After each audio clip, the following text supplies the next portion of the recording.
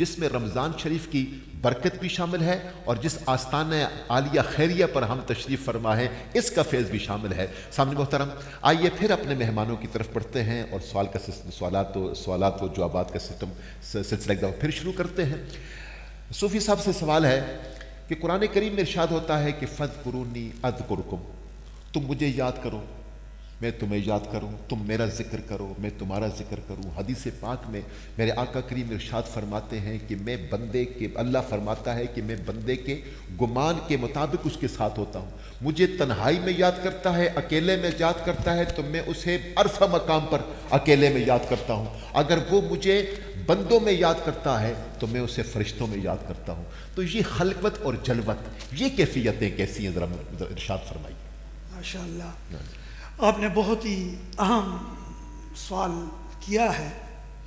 فَاذْكُرُونِي أَذْكُرْكُمْ، تم میرا ذکر کرو، ہمارا اعلیٰ حضرت ترجمہ کیا میں تمہارا چرچا کروں۔ واہ واہ، سبحان اللہ سبحان اللہ، واہ۔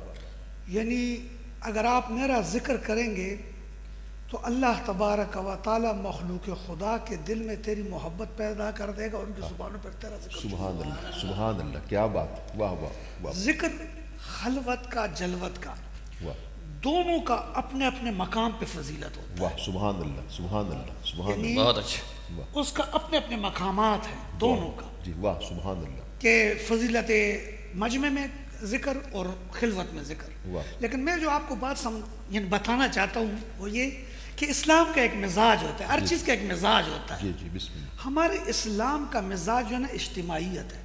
واہ واہ، سبحان اللہ سبحان اللہ، یعنی اگر آپ انفرادی نماز پڑھیں ہاں۔ تو اس کو ایک، اور اگر آپ جماعت سے پڑھیں تو 27۔ اگرچہ انفرادی جب بندہ نماز پڑھتا ہے تو زیادہ سبق پڑھتا ہے، ہاں، لیکن جماعت کے پیچھے کم پڑھتا ہے، لیکن ثواب یہاں زیادہ ہے۔ جی بسم زیادہ اللہ، ہے۔ جی بسم تو اسی طرح پھر جو ہے نا جب جمعہ آتا ہے جی۔ تو پھر عام مسجد نہیں بلکہ جامع مسجد جاؤ، سبحان کیونکہ اللہ اجتماعیت کو سبحان پسند اللہ کرتا ہے۔ سبحان اللہ، کیا بات ہے، سبحان پھر اللہ، اللہ تعالیٰ جب سال آتا ہے تو کہتا ہے کہ جامع مسجد میں نہ پڑھو، عیدگاہ چلے جاؤ، واہ واہ سبحان اللہ، تاکہ اجتماع اور زیادہ ہو اور بڑھ جائے، واہ واہ اور پھر سال جب پورا ہوتا ہے تو انٹرنیشنل اجتماع حج کی صورت میں اللہ تعالیٰ کرتا ہے۔ واہ واہ سبحان تو اللہ، کہ اسلام کا مزاج اجتماعی ہے بے شک بے اور شک، اجتماعی عبادت کو پسند کرتا ہے۔ واہ واہ واہ، اس لیے میں سمجھتا ہوں کہ ذکر جو اجتماعی ہوتا ہے اس کا فائدہ کیونکہ متعدی ہے، سبحان اللہ، وہ جو ذکر خلوت میں اس کا فائدہ آپ کو ہے، اکیلے کو ہے، لیکن جب آپ لوگوں میں ذکر کرتے ہیں واہ تو اس کا ذکر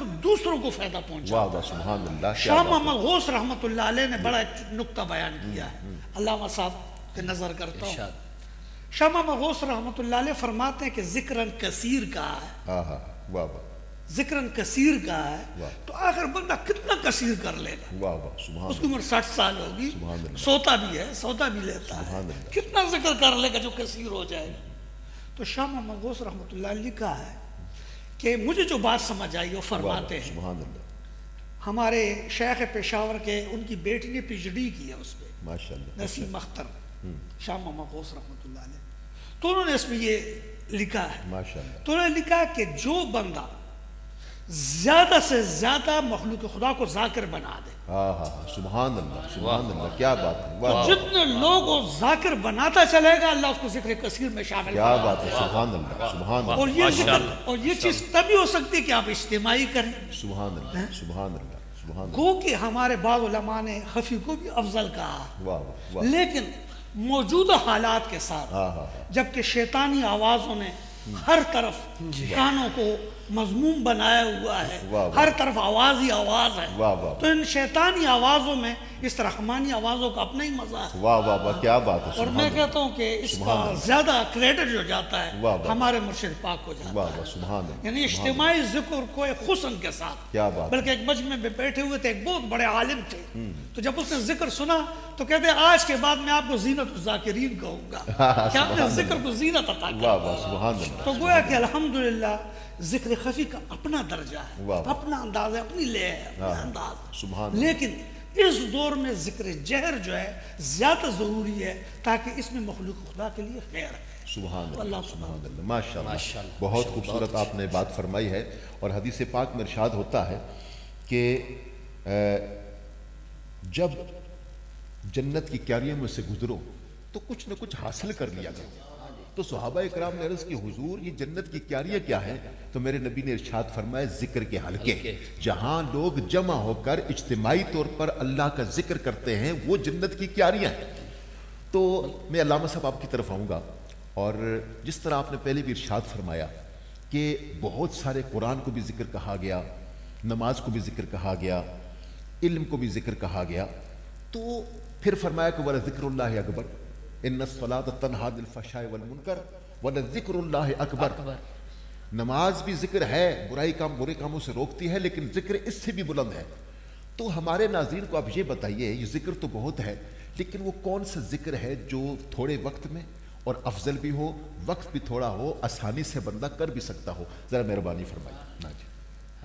بدر صاحب انتہائی روحانی اور وجدانی سوال آپ نے کر دیا۔ بسم اللہ بسم اللہ۔ اور اگر ہم قرآن مجید کا مطالعہ کریں تو جیسے میں نے پہلے بھی عرض کیا کہ قرآن مجید کو بھی ذکر کہا گیا، جی بسم اللہ، صالحین کے کردار کو بھی ذکر کہا گیا، جی بسم اللہ، نماز کو بھی ذکر کہا گیا، روزے کو بھی ذکر کہا گیا، علم کو بھی ذکر کہا گیا، اور پھر سب سے بڑی بات کہ سورہ طلاق میں نبی کریم صلی اللہ علیہ وآلہ وسلم کی ذات اقدس کو ذکر کرا دیا گیا۔ واہ واہ سبحان اللہ۔ اگر ہم قرآن مجید کی اس آیت کے اس حصے کو تلاوت کر لیں تو بات سمجھنے میں آسانی ہو جائے گی کہ الا بذکر اللہ تطمئن القلوب، خبردار ہوشیار ہو جاؤ کہ اللہ کے ذکر میں اطمینان قلب ہے۔ واہ واہ سبحان اللہ، بے شک۔ اب قرآن مجید کی اس آیت کو اگر ہم سامنے رکھیں تو یہ بات اور مسئلہ بہت آسانی کے ساتھ صاحب ادراک اور صاحب روحانیت لوگوں تک پہنچ جائے گا، اور وہ اسے قبول کرنے میں بہت آسانی محسوس کریں گے کہ ذکر میں اطمینان ہے، دلوں کے لیے سکون کی نعمت موجود ہے، تو نماز میں بھی اطمینان ہے، روزے میں بھی اطمینان ہے، اللہ میں بھی اطمینان ہے، یا خیو یا قیوم کا وظیفہ پڑھنے میں بھی اطمینان ہے، یا کریموں کا وظیفہ پڑھنے میں بھی اطمینان ہے۔ لیکن جب ہم قرآن مجید کی سورہ طلاق کو دیکھتے ہیں تو ذکر رسولہ کے الفاظ پہ غور کریں تو پھر رسول کی ذات کو اپنا لینے میں سب سے زیادہ اطمینان ہے۔ واہ واہ سبحان اللہ، کیا بات ہے، کیا بات ہے، سبحان اللہ۔ اور میرا خیال ہے یہ جو ذکر کے حلقے ہیں جس طرف آپ نے بدر بھائی اشارہ کیا تھا کہ اللہ کے رسول صلی اللہ علیہ وسلم سے فرمایا کہ جب تم ذکر کے حلقوں سے گزرو، جب ذکر کی کیاریوں سے گزرو تو فرمایا وہاں سے چر لیا کرو۔ یہ بڑے عجیب الفاظ ہیں کہ وہاں سے چر لیا کرو، تو صحابہ کرام نے عرض کیا چرنے سے مراد کیا ہے؟ تو فرمایا اللہ کے رسول صلی اللہ علیہ وسلم نے کہ وہاں کچھ دیر کے لیے تم بیٹھ جاؤ یا وہاں ذکر سے کچھ حاصل کر لو، ان حلقات کا حصہ بن جاؤ۔ اب اگر ہم ذکر کو اکبر دیکھتے ہیں تو پھر میرے خیال کے مطابق جو میں نے اہل روحانیت کے قدموں میں بیٹھ کر حاصل کیا، اس کے مطابق پھر جو اللہ کا ذکر اکبر ہے تو اس سے مراد رسول کریم صلی اللہ علیہ وسلم کی ذات ہی ہے۔ سبحان اللہ، کیا کہ کائنات میں مخلوق کے اندر خالق کے بعد مخلوق میں جو سب سے اکبر شخصیت ہے وہ رسول کریم صلی اللہ علیہ وسلم کی ذات ہے، اور اس ذکر کے ذریعے یقیناً اللہ تبارک و تعالی ہمیں اسی طرف متوجہ کرنا چاہتا ہے۔ سبحان اللہ سبحان اللہ، کیا بات ہے۔ ناظرین کرام، خوبصورت گفتگو آپ اللہ کے ذکر کے حوالے سے سن رہے ہیں۔ مہمانان گرامی سے گفتگو بھی ہو رہی ہے، اور ہمارے ساتھ ثنا خانان رسول بھی تشریف فرما ہے، ساتھ ساتھ بارگاہ رسالت میں گلہائے عقیدت کا سلسلہ بھی جاری ہے۔ جس طرح بھی ستی الخیری برادران نے تو ایک وجدانی کیفیت ہم سب پر وجد طاری کر دیا، ایسا خوبصورت کلام انہوں نے پڑھا، خوبصورت انداز میں۔ تو ہمارے ساتھ ایک اور عظیم شخصیت جن کی خوبصورت آواز میں آپ نے اللہ کے کلام کی تلاوت سنی، قاری محمد سجاد قریشی الخیری صاحب، آپ تشریف فرمائیں۔ آپ آئیے ان کی خوبصورت آواز میں نعت رسول مقبول صلی اللہ علیہ وسلم